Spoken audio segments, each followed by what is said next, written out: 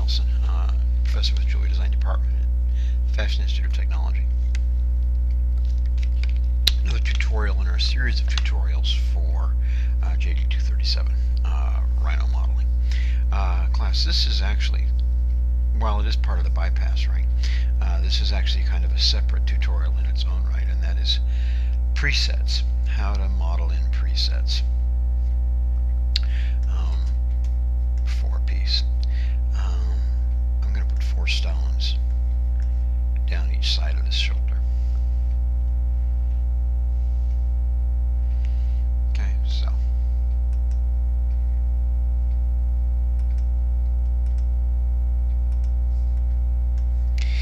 and the first step in doing presets is building a kit for the bead setting you're going to be doing.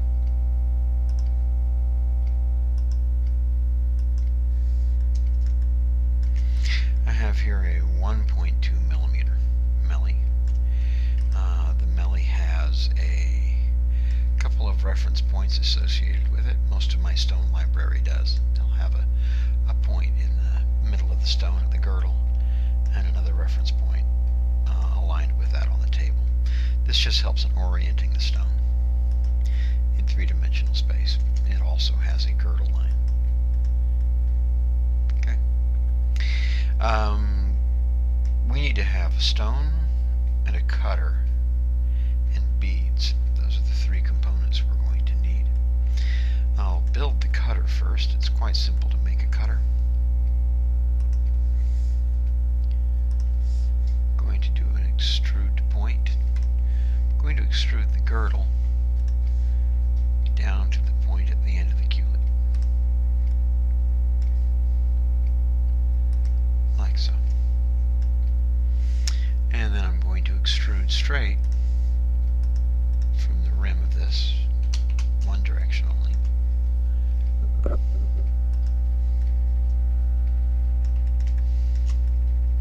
Going to extract an iso curve.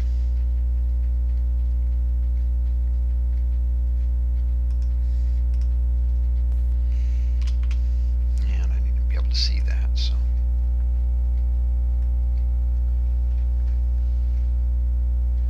something in this area, so that we have a good grip on the seat of the stone. So I would usually give it a little less than half. Depends on the size of the stone, to be honest, but for this stone that would be about right. Going to want to extrude another deeper point from this to act as the drill guide. On this particular piece, the metal's going to be heavy enough that the cutters won't reach all the way through to the back of the piece. That is the assumption I'm making. If I find that's untrue, when I put the stones in position, I'll modify the cutter. But at this point, I'm assuming that they won't go all the way through the metal. So I'm just creating a pilot hole for the jeweler's drill. Straight line, 0 both sides, shift key. And that's just going to be a line that I can use as a guide, so that when I extrude to point again, I can use near snap and just come down a little ways.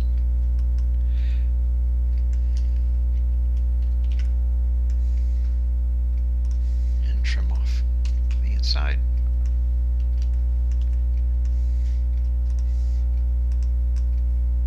And then I'm going to actually extract another iso curve.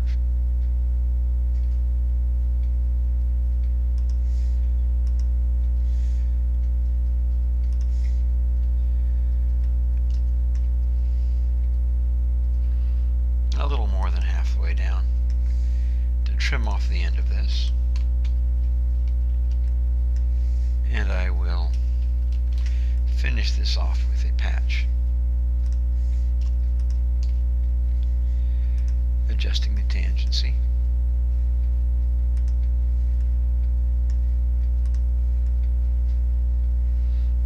And that will work just fine.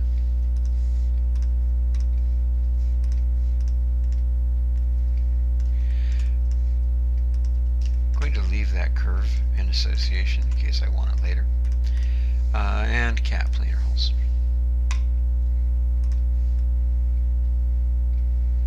Making it solid. So there's the cutter that will go with my stone.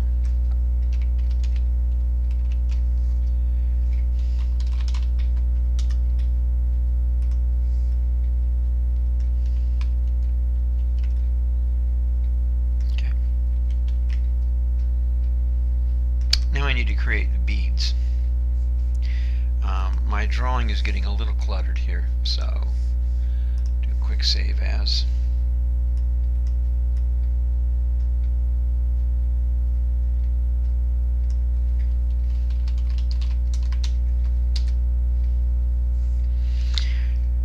Okay. Don't want to mess with the stones. I don't want to mess with that cutter. Okay, what have I got here? This should be my mounting, so that I'm keeping. These curves are not necessary for this part of the file. That's my top view, that's my front view, that's my parts for flow, the modified part for flow. Okay, purple layers available. Alright, truth is I've got a lot going on here. This is a really useful color for modeling, so I'll go ahead and put the mounting itself on the dark brown layer for now. It's a pretty ugly color, so I'll change that to brown.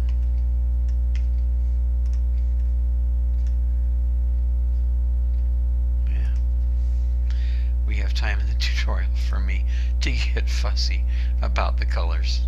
Yeah, okay? Sorry. Okay. So I've got these to work with. Okay, not a lot. Hopefully enough. So, next thing I need to do is to create my beads.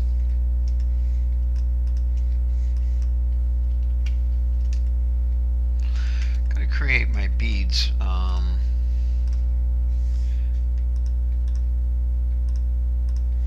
using sphere. And it doesn't really matter which point I place the sphere on for this point. For these purposes, I'm just doing it for size. The smallest you're going to want to use for a preset is going to be something along the lines of 4/10. 4/10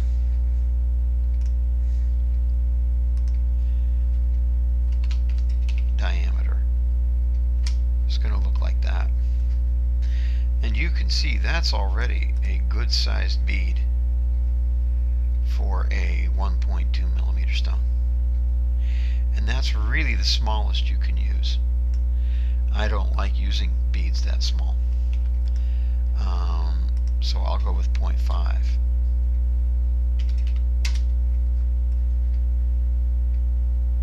Which is an even larger bead, of course.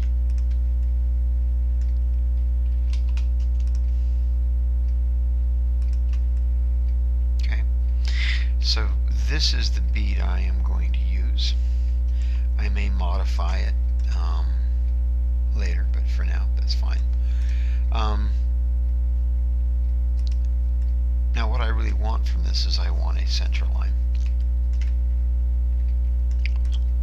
Which I'll just go ahead and draw. I don't need a three-dimensional bead for that. So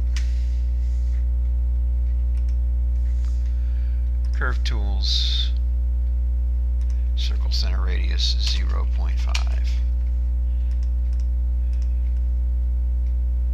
Okay. I'm going to want to extrude this down with a tapered extrusion. Okay. You want it to become wider as it goes down. That degree of taper isn't bad. I'd probably go a little bit more, like 6 degrees. It's set to a -5 right now, so if I set it to a +6,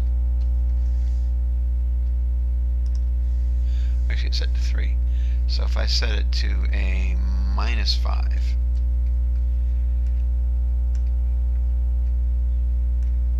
I will get a bead like that. It's a little severe. -4. That's fine. And I'm going to set the depth of this -0.7 millimeters. We want it to go into the piece from the girdle 7/10. -7, -0.7 just tells it to set it down in a negative direction in the z-axis.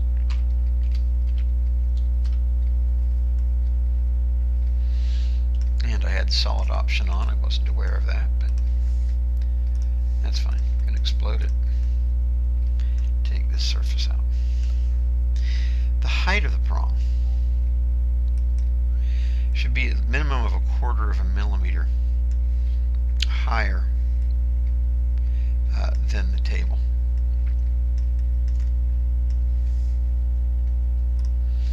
Another circle center radius. I'll catch the point on top of my stone here without project. Just going to draw big enough that it would be effective to be a good visual guide. Put a planar surface on that. That's equal to my table height. Minimum is 0.25. That's, for example, commercially what I've worked with in the past would just be to go 0.25.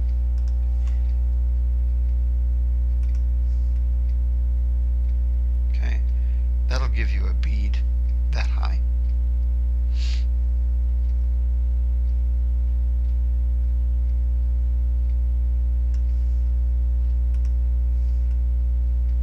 Okay, so you can go 0.3, for example, if you want, but it begins to, you have to be brave, because in the model that will look like,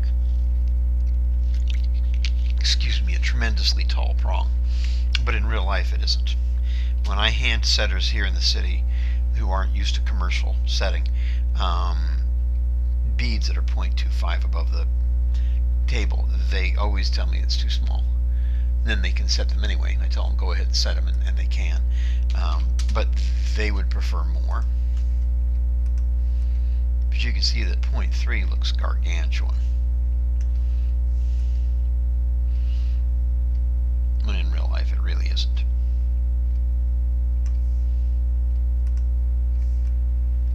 Okay. I'm going to go back to 0.25.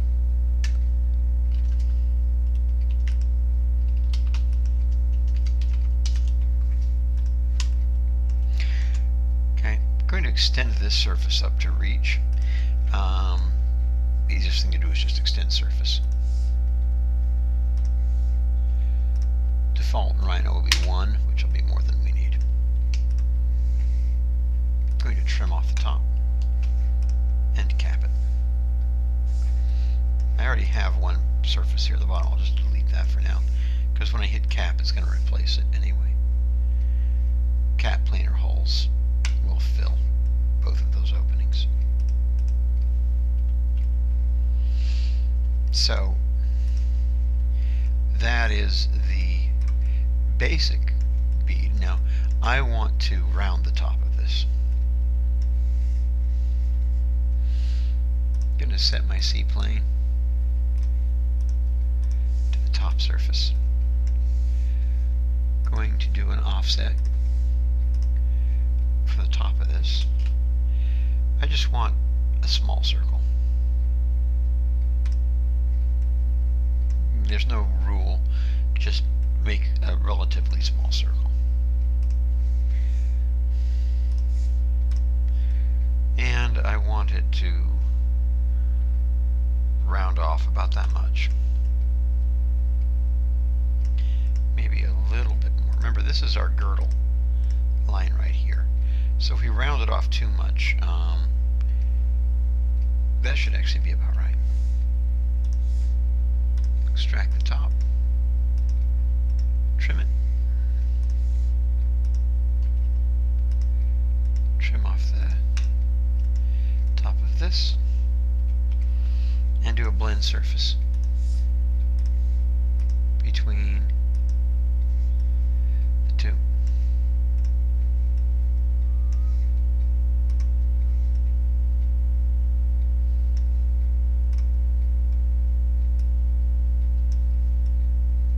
Something like that would be fine. Join the bead together, and we now have the bead. I am going to leave the girdle line intact. I'll actually group it with the bead, because that'll be an important reference if I should decide I need to scale it later.